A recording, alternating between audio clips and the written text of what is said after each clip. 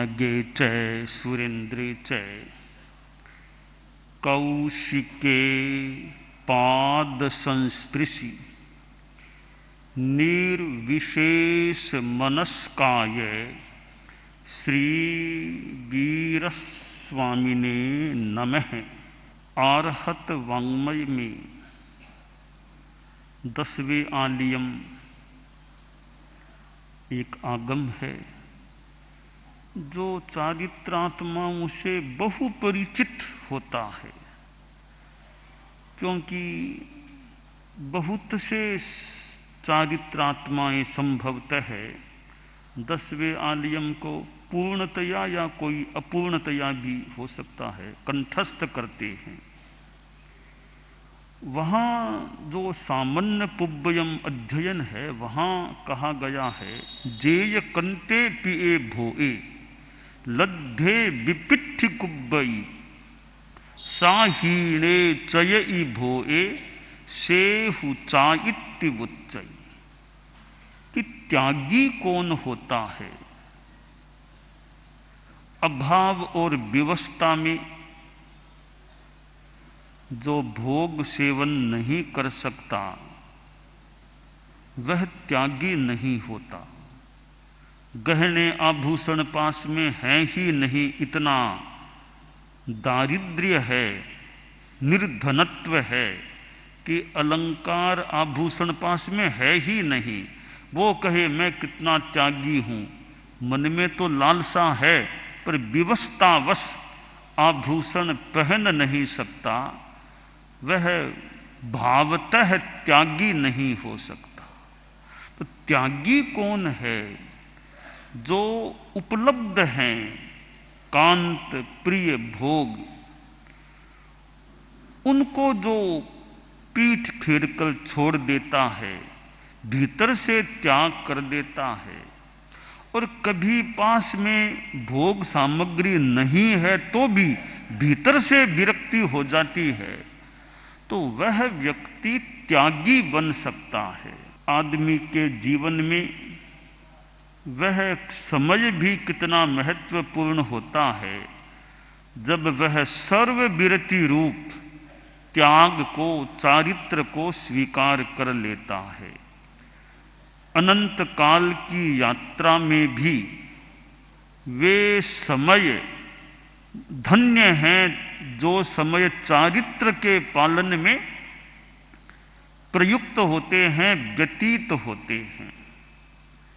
हमारा धर्म संघ जो भगवान महावीर के शासन से जुड़ा हुआ है, वही उसी शासन का अंगभूत है और परम वंदनीय आचार्य भिक्षु से संबद्ध है। आचार्य भिक्षु मानो हमारे धर्म संघ के जनक हैं, और इस धर्म संघ में आचार्य भिक्षु ने भी वो जो दीक्षा ग्रहण की थी, और तब से मान लो हमारा यह धर्म संघ उस दिन से मान लें प्रारंभ हुआ था। और आचार्य भिक्षु स्वयं आचार्य थे, दीक्षा देने वाले थे, और वे अपने ढंग से दीक्षार्थियों की परीक्षा भी करते ही रहे होंगे, की भी होगी, ऐसी संभावना की जा सकती है। मुनि श्री हेमराज जी स्वामी को तैयार करने में लगता है भिक्षु स्वामी का योगदान था दीक्षा के लिए कृत संकल्प होने में। अरे हेमरा दीक्षा ले सी के तुम्हारे मर्या पछे, ऐसी एक प्रेरणा की बात उन्होंने फरमा दी। और मुनि श्री हेमराज जी स्वामी जो हेमराज जी थे गृहस्थावस्था में किस प्रकार मानो मुमुक्षु बन गए थे। मुमुक्षु नाम उस समय न भी रहा हो, पर वो मुमुक्षु बन गए, दीक्षार्थी बन गए। हमारे धर्म संघ में परम पूजनीय आचार्यों ने और परम पूजनीय आचार्यों की निश्रा में साधु साधियों ने दीक्षा देने का कार्य किया है, किया जाता है। अधिकांशतया तो दीक्षाएं परम पूजनीय आचार्यों के द्वारा संपन्न हुई है, परंतु अनेक अनेक मुमुक्षु साधु साध्यों के द्वारा भी दीक्षित हुए हैं। दीक्षा बहुत बड़ी चीज है। उस बहुत बड़ी चीज के लिए तैयारी भी अच्छी हो।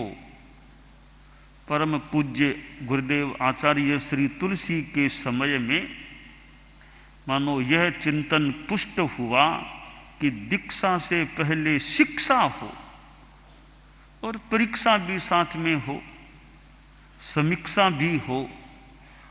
मानो यह शिक्षा परीक्षा या शिक्षा के चिंतन के इर्द गिर्द जब सुई घूमी होगी, तब इस पारमार्थिक शिक्षण संस्था की कल्पना ने मजबूती को प्राप्त किया होगा। और एक बड़ी महनीय संस्था परम पूज्य गुरुदेव तुलसी के पावन सानिध्य में, उनकी निश्रा में प्रारंभ हुई विक्रम संवत 2005 में। और परम पूज्य कालूगणी का जन्म दिवस फाल्गुन शुक्ला द्वितीया, और वह संस्था पारमार्थिक शिक्षण संस्था नाम से प्रतिष्ठित हुई है और आज अपने 75वें वर्ष में चल रही है। पारमार्थिक शिक्षण संस्था में बहुलांश भाग तो यूं मान ले बाइयों का होता है, पर एक अंश पुरुषों का भी होता है। हमारे संत जो बने हैं, संभवतः अनेक संत भी दीक्षा से पूर्व पारमार्थिक शिक्षण संस्था के अंतर्गत रहे हैं। संभवतः मुनि दिनेश जी ये भी बच्चे थे, लाडनों में गुरुदेव विराजते थे, तो पारमार्थिक शिक्षण संस्था में मुझे जहाँ तक याद आ रहा है रहे थे ना। ऐसे और भी खोजने से अनेक, ये तो पुराने संतों में भी हमारे कोई कोई हो सकता है पारमार्थिक शिक्षण संस्था से जुड़े रहे थे। और वर्तमान में जो व्यवस्था है, आज भी अनेक बालक या युवा या प्रौढ़ जो भी अवस्था पुरुष हैं, वे आज भी पारमार्थिक शिक्षण संस्था के तत्वावधान में हमारे यहाँ गुरुकुलवास में रहा करते हैं। तत्वावधान उनका भी पारमार्थिक शिक्षण संस्था का संभवतः हमारे अभी भी हैं ये बैरागी दीक्षार्थी, तो पारमार्थिक शिक्षण संस्था के तत्वावधान में हैं। डॉक्टर मुनि कीर्ति कुमार जो इन पुरुष मुमुक्षुओं की देखरेख में मुख्यतया भूमिका हमारे इंगितानुसार निभाया करता है। तो जैसे बाइयों का तो बहुलांश भाग है ही, पर पुरुषों का भी एक विंग है जो पारमार्थिक शिक्षण संस्था से जुड़ा हुआ है, जो हमारे और संतों की देखरेख में उनका क्रम अध्ययन आदि का चलता है। वैसे प्रबंधन के हिसाब से एक औपचारिक या ऑफिशियल जिम्मेवार माने तो पारमार्थिक शिक्षण संस्था या बैनर तत्वावधान संभवतः पारमार्थिक शिक्षण संस्था का रहता है। पारमार्थिक शिक्षण संस्था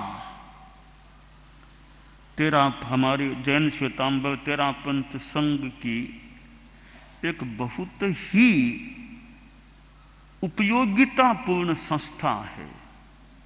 आज ट्रेनिंग के साथ जो दीक्षाएं होती हैं, आज पुराने जमाने में हम देखें जब परम पूज्य कालूगणी का समय था और भी पहले का समय था, गुरुदेव तुलसी के प्रारंभिक आचार्य काल वर्षों का समय था, तो हमारा साध्वी समुदाय इतना शिक्षित नहीं था।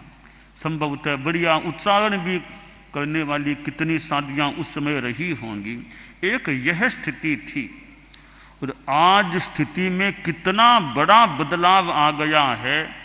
मुमुक्ष साध्वियां तो दूर की बात है, मुमुक्षु बाइयां भी कई ये भाषण देती है, ये प्रस्तुतियां करती हैं, तो संभवतः अच्छी एक प्रस्तुति अभी भी जो स्वर आवाज आ रही थी, मुमुक्षु अच्छी काफी व्यवस्थित प्रस्तुति दी जा रही थी। तो साध्वियां तो दूर, समणियां भी कुछ दूर, मुमुक्षु बाइयां भी आज ट्रेंड हो रही है, जगह जगह जाती है, पर्यूषण करती है, विदेश देश ज़्यादा देश में। मैंने तो यहाँ तक एक बार हमने भीलवाड़ा में चिंतन किया था कि विदेश में सेंटर वगैरह मुमुक्षु संभालते रहे। यहाँ तक वो बजरंग जी जैन भी थे, हमने वो एक निर्णय भी किया था कि मुमुक्षु भाइयाँ अमेरिका को सेंटर संभालते रहे। तो बाद में फिर वो पूरा इतना बैठा नहीं, आखिर वापिस समणियों का ही वो क्रम स्वीकार करना पड़ा। यानी इतना बड़ा उपयोग करने का भी हमने चिंतन कर लिया था कि अमेरिका में सेंटर से वो मुमुक्षु बाइयाँ संभालती रही। खैर, तो मुमुक्षु बाइयाँ इधर मुमुक्षु भाई पुरुष भी होते हैं। तो यह प्रशिक्षण की जो बात है, वो प्रशिक्षित होकर दीक्षाएं होती है, वो ज़्यादा समीचीन हो सकती हैं। पहले शिक्षा हो जाए, BA MA आदि आदि हो जाए, जितना जो होने का हो, और बाद में समणी साध्वी बने तो एक फाउंडेशन का क्रम अच्छा बन सकता है। तो आज जो समणिया साध्वियां हैं, तो उनकी दीक्षा से पूर्व की ट्रेनिंग में पारमार्थिक शिक्षण संस्था का कितना बड़ा योगदान है। यह संस्था ज़्यादा बोले न बोले, मुखरता हो न हो, और ये कोई ज़्यादा भाषण ज़्यादा ऐसे भले यह संस्था न भी करे, परंतु कोई बोलते नहीं फिर भी वो काम होता है। तो हमने बॉम्बे में पहले वो देखा, वो बादल यहाँ ज़्यादा आवाज़ नहीं करते, ज़्यादा गरजते नहीं थे, वर्षा हो जाती थी। हम बॉम्बे में वो घूम रहे थे, यहाँ भी रहे, तो कई दिनों तक संभवतः वो गरजने की आवाज़ प्राय पहले पहले कभी सुनी नहीं, अचानक वर्षा शुरू हो जाती, वर्षा कभी बहुत तेज भी आ जाती। तो गरजते नहीं पर बरसते हैं। तो पारमार्थिक शिक्षण संस्था भले ज़्यादा भाषण और गरजे भले नहीं, पर काम अपने ढंग से जो ट्रेनिंग का निर्माण का है वो कार्य चल रहा है। तो परम पूज्य गुरुदेव तुलसी का यह जो कार्य हुआ है, बहुत ही महत्वपूर्ण कार्य हुआ है कि हमें अब दीक्षित होने वाले, यानी खासकर ज़्यादा तो साध्वियाँ समणियाँ बोर्ड कुछ अंशों में ट्रेंड प्राप्त होते हैं, एक फाउंडेशन बहुलांशतया उनका तैयार हो जाता है। तो यह पारमार्थिक शिक्षण संस्था बहुत ही उपयोगी संस्था है, और कितने कितने कार्यकर्ता जुड़े हुए हैं। अतीत में कितने कितने बहुत समय लगाने वाले कार्यकर्ता हुए हैं, और आज भी कार्यकर्ता जुड़े हुए हैं। एक कार्यकर्ताओं का एक भौतिक या बाह्य साया संस्था को प्राप्त है, और आजकल तो वो कुछ दूर से ही फ़ोन आदि की इतनी व्यवस्था की, दूर से ही भले संपर्क कर लो, बात कर लो। पुराने ज़माने में वो इतनी सुविधा नहीं थी। आज तो वीडियो कॉन्फ्रेंसिंग के द्वारा, जूम मीटिंग के द्वारा भी दूर से ही लाडनों से संपर्क बातचीत का क्रम हो सकता है। और वर्तमान में तो ये समणियों, वैसे तो हमारी अंतरंग रूप में तो वैसे साध्वी प्रमुखा जी, तो पहले तो साध्वी प्रमुखा जी खुद ही जब आचार्य महाप्रज्ञ जी के समय तो संभवतः दायित्व सौंपा, ऑफिशियल बिना दायित्व सौंपे ऐसे ही संभाल कर लेती थी। सही, बिना उनको ऑफिशियल कभी जमा मुझे याद नहीं दिया, अपने आप थोड़ी मुमुक्षुओं की संभाल कर लेती। बाद में वो करती थी, फिर वो समणियों की भी संभाल आप करती थी, मुख्य नियोजिका थी। बाद में मैंने आपको थोड़ा इससे फ्री कर दिया, आपको थोड़ा सा मैंने साध्वियों की तरफ जोड़ दिया, साध्वी वरिया को इन कार्यों से संपृक्त कर दिया। और फिर साध्वी वरिया कई वर्षों से समन श्रेणी की भी और मुमुक्षु बाइयों की भी सार संभाल में लगी हुई है। और ध्यान जितना मेरा आकलन है, मेरे पास भी वो जानकारी यदा कदा कोई बात आ जाती है, और वो क्लास साधो भी ध्यान दे रही है, तो बहुत अच्छी बात है कि समणियों की और मुमुक्षुओं की एक वर्तमान में जो देख रेख का, वैसे हम तो हैं ही, हमारे अंतर्गत फिर साध्वी वरिया विशेषतया एक दायित्व योग के साथ ये संभवतया कार्य देख रही है। तो साध्वी वरिया तो है ही, पर वो डे टू डे लाडनों में तो साध्वी वरिया रहती, वो तो हमारे साथ प्राय रहती है, तो लाडनों में समणिया रहती है। तो यह बहुत सुंदर बात है कि लाडनों में समणिया पास की पास है, वो तो पास की पास है। तो अभी तो रिजु प्रज्ञा जी का वो श्रेयस प्रज्ञा, तो समणिया पास की पास है, वो जितना आसानी से ध्यान, एक अंतरंग जो संभाल है, संस्कार निर्माण, अंतरंग को स्थितियाँ, उनमें ध्यान देने में समणियों का बड़ा योगदान हो सकता है, होना भी चाहिए।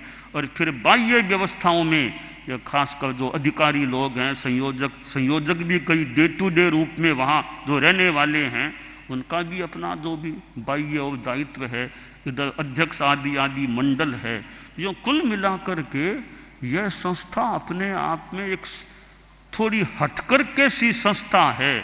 और संस्थाओं के अधिवेशनों का थोड़ा अलग रूप होता है, और संस्थाओं के हमारे संयोजक मुनि दिनेश जी भी, और संस्थाओं को समय जब देना होता है भी 15 मिनट दो, 20 मिनट दो, इतना दो, इतनी वो सीमाएं, अब यहाँ सीमा सब पार हो गई। यहाँ कोई 15 मिनट की बात नहीं रही, न 3 प्रस्तुतियों की बात रही, सारी सीमाएं समाप्त हो गई और सीमा से असीमता की सीमा लो।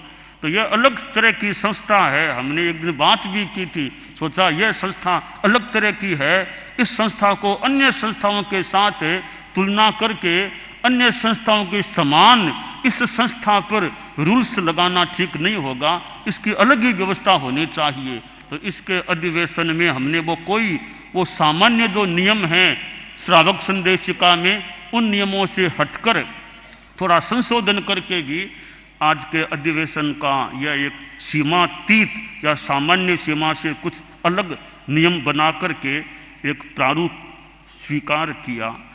तो विकास की जो बात है कि पारमार्थिक शिक्षण संस्था में रहते रहते बढ़िया विकास हो जाए, और इसलिए झटपट दीक्षा नहीं। पहले कभी कभी हम लोग कभी ठीक है 1 साल में दीक्षा दे दो, बिना संस्था में गए भी दीक्षा, इस अरसे में हमने सोचा भी इतनी इसमें ढील न करें कि शिक्षण प्रशिक्षण ट्रेनिंग होनी चाहिए, उसके बाद दीक्षा होना सामान्यतया ज़्यादा अच्छा रहता है। तो ये हमारी समणियाँ जो रहती है वो ध्यान, वो मतलब उनमें संस्कारों का जो निर्माण की बात है, अनेक बातें अभी हमने जानी है।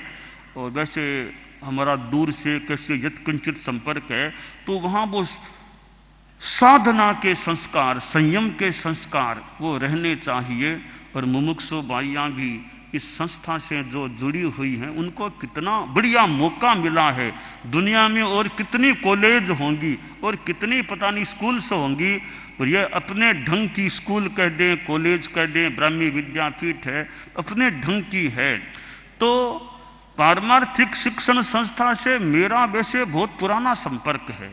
मैं संस्था में बैरागी के रूप में नहीं रहा, पर मैं संस्था के मकान में मैंने प्रवास किया है दीक्षा के बाद में। तो 7वीं पट्टी का वहाँ मैंने कई दिनों तक कुछ प्रवास किया था यहाँ। और पहले मैं जब लाडनू में था तो संभवतः गुरुदेव तुलसी का संभवतः इंगित आया था कि मुमुक्षु भाइयों को पढ़ाना है, मुदित है लाडनू में, तो मुदित पढ़ा दिया करे। अच्छा, तो मैं ठिकाने जैन विश्व भारती से चल करके 7वीं पट्टी में वहां जाकर के पढ़ा था मुमुक्षु भाइयों को। ऐसा नहीं कि ठिकाने में भाइयों को बुला लिया वहां, ऐसे नहीं करते। मैं तो एज ए टीचर वहां जाता, उनके मकान में जाता, वहां ब्राह्मी विद्यापीठ वाले वो क्लास के रूम थे, वहां एज ए टीचर वहां मैं पढ़ाता। तो वहां उस रूप में नहीं कि मैं भाइयों को ठिकाने में ही पढ़ाता, वहां जाकर के पढ़ाता। इसलिए मेरा पारमार्थिक शिक्षण संस्था से पुराना वैसे बहुत निकट का इस रूप में संपर्क रहा। और आचार्य महाप्रज्ञ जी के समय, तो आचार्य श्री के समय ये व्यवस्थाएं चली, आपको साथ याद होगा, अंतरंग व्यवस्था कौन देखे, बहिरंग व्यवस्था कौन, आदि आदि हमारा चिंतन व लिखित व्यवस्था की गई थी। और आचार्य श्री महाप्रज्ञ जी के विराजमानता के समय में भी पारमार्थिक शिक्षण संस्था पर यूँ ध्यान दिया गया। फिर हमने तो एक अनुशासन संहिता भी निर्धारित कर दी, छोटी सी बुकलेट सी तैयार हो गई। और जो साध्वी वरिया भी यदा कदा उसके नियम आदि के संपर्क में बात करती है, तो वो एक हमने बुकलेट सी तैयार कर दी कि मुमुक्षु श्रेणी की अनुशासन संहिता।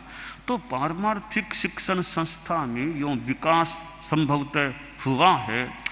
और अब तो जैन विश्व भारती में ही पारमार्थिक शिक्षण संस्था का मकान है। और यह तो वह मकान है जहाँ योगक्षेम वर्ष में साध्वी प्रमुखा कनक प्रभा जी, और कितना बड़ा साध्वी समुदाय वहाँ रहा था। और कई बार उसके बाद भी अमृतायन में साध्वी समुदाय का प्रवास होता रहा है। तो यह एक अच्छा क्रम है, अच्छी संस्था है, और ऐसी संस्था तेरापन समाज को प्राप्त है। यह मानो भाग्य की बात है, ऐसी संस्था प्राप्त है। और जो पदाधिकारी इस संस्था से जुड़े हैं उनके लिए भी अच्छी बात है, और संस्थाएं बहुत है। ऐसी संस्था से जुड़ने का आप लोगों को जो मौका मिला है वो विशेष बात है।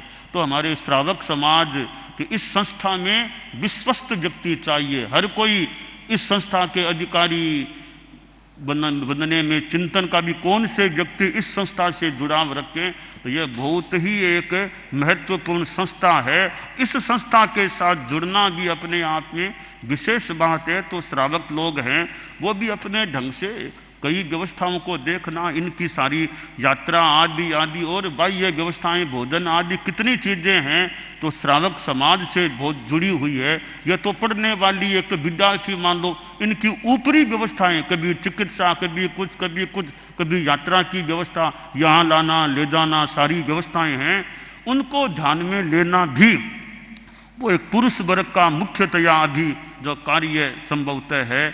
तो ये इस संस्था से जुड़ना भी बड़ी बात है। तो एक ये मतलब समाज की बेटियां है, समाज की बेटियां है। एक बार हमारे कोई बात चली थी कि भाई संस्था की मतलब बाइयां है, अब उनकी व्यवस्था, उनका आर्थिक खर्चा परिवार दे, ऐसी कोई संभवतः बात चली। तो मैंने कहा भी ये तो यहाँ आ गई हैं, एक तरह से तो समाज की बेटियां, ये तो समाज की बेटियां है। अब इनको कोई चिंता नहीं था कि मेरा कैसे व्यवस्था होगी, क्या होगी, खाना पीना, चिकित्सा, तो परिवार को भी ज़्यादा चिंता नहीं करनी पड़े। अब ये बेटियां परिवार की हैं, अब वो समाज की, तेरापन समाज की बेटियां हैं, तो इनकी चिंता करना, इनकी जो भी अपेक्षा हो, स्थिति हो, तो परिवार पर कोई ज़्यादा कोई बोर्डरेशन हो, वो समाज चिंता करे भी कि इनकी कैसे ठीक विकास की व्यवस्था बैठे। तो ये जो श्रावक समाज को भी एक मौका मिला है, ऐसी संस्था की जो बाइयाँ हैं, इधर कुछ भाई भी हैं, उनके विकास में, साधना के विकास में, शिक्षा के विकास में, तो ये बहुत ये भी जिम्मेवारी का काम है। तो अनेक हमारे वर्तमान में भी पुरुष यानी श्रावक लोग हैं जो इस संस्था से जुड़े हुए हैं। तो यह संस्था अच्छा विकास करते रहे। और संरक्षक हैं वो भी प्रायः उनके भी एक वहाँ कोई न कोई वहाँ रहता है, तो एक सुविधा रहती है भाइयों के बीच। तो यह एक सुंदर इसकी व्यवस्था, आध्यात्मिक विकास का क्रम इसका अच्छा बना रहे। और यह प्रथम अधिवेशन का क्रम बना है। तो आज 75वें वर्ष में प्रथम कैसी संस्था की अधिवेशन भी 74 वर्षों के बाद हो रहा है। इतिहास कोई देखे दुनिया की संस्थाओं का कि 74 वर्षों के बाद किसी का अधिवेशन पहला हुआ हो, ऐसी कितनी संस्थाएं मिलेगी। इस बार पहला अधिवेशन हुआ और एक अच्छा एक क्रम मानो शुरू हुआ है। यह अधिवेशन भी एक चिंतन का मौका मिल जाए, प्रस्तुति का मौका मिले, कईयों को जानने का मौका मिले, खुद को भी भाइयों आदि को विकास का मौका मिले। तो इस प्रकार यह अधिवेशन है वो विकास का निमित्त बने, विकास की प्रेरणा वाला बने। यह आज प्रथम अधिवेशन हो रहा है। और अधिवेशन का क्रम भी वो चिंतन पूर्वक जो भी पुरस्कार आदि करना हो सकता है, तो अच्छा क्रम इसका भी बना रहे। और यह पारमार्थिक शिक्षण संस्था परम पूज्य गुरुदेव तुलसी के समय में जो प्रारंभ हुई थी और बढ़ती रहे, संख्या भी बढ़ती रहे, गुणवत्ता भी बढ़ती रहे, अच्छा क्रम बना रहे। साध्वी प्रमुखा कनक प्रमा जी शासन माता, वे भी इसी संस्था में रही हुई है और उनका भी संपर्क रहता था। अब वे नहीं तो अब साध्वी प्रमुखा विश्रुत विवाह जी हैं हमारे, उनके स्थान पर अब विश्रुत विवाह जी हैं। तो आपका भी मुमुक्षुओं को अपना अच्छा प्रेरणा का क्रम चलता रहे, बनता रहे। ये सब क्योंकि हमारे आशा करें भावी हैं, भावी साध्याग, भावी समझा भावी हैं, तो भावी को अच्छी तरह तैयार करने की स्थिति बन जाए। तो वर्तमान जब भावी बने, भावी जब वर्तमान बने, वो अच्छे रूप में रह सके। इस दृष्टि से इस नियम को अच्छा तैयार करने का, संपोषित करने का काम होता रहे। साध्वी वरिया भी ध्यान देती रहे, अच्छा काम करती रहे, श्रम करना पड़े तो करना पड़े, एक अच्छा कार्य है, ऐसी एक नींव को जो हमारी फाउंडेशन है उसको अच्छा तैयार करने का अच्छा क्रम बना रहे। तो मुमुक्षु बाइयाँ, मुमुक्षु भाई सभी हैं, ये भी खूब अच्छा विकास करते रहें और संख्या बढ़ती रहे। वो थोड़ी अनुप्रेक्षा चले भी कि अमृतायन का वो मकान एकदम भर रहा है, भर गया भर गया, ऐसा लगे भर गया भर गया। जैसे वो कहते हैं ना कि ललाट श्वेत परमाणुओं से भर रहा है, ऐसे भी अमृतायन का मकान है, मुमुक्षु भाइयों से मानो भर रहा है, इतना भर रहा है कि स्थान भी कम पड़ जाए, कहाँ रखें, यह चिंता करनी पड़े श्रावकों को, इतनी ज़्यादा संख्या बढ़ जाए, ऐसी अनुप्रेक्षा थोड़ी किया करो, खूब अच्छा विकास हो, मंगल काम।